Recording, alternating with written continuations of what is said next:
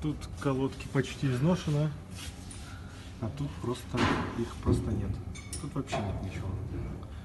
Можно и диск, в принципе, надо снять. Вот, втулка стабилизатора, что там разбита. Одна разбита, я бы сказал, второй тоже нет.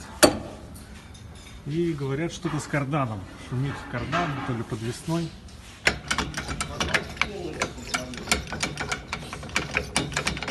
Вот такая вот машина ездит по городу опасная, без тормозов. И ручника-то у этого грузовика тоже нет.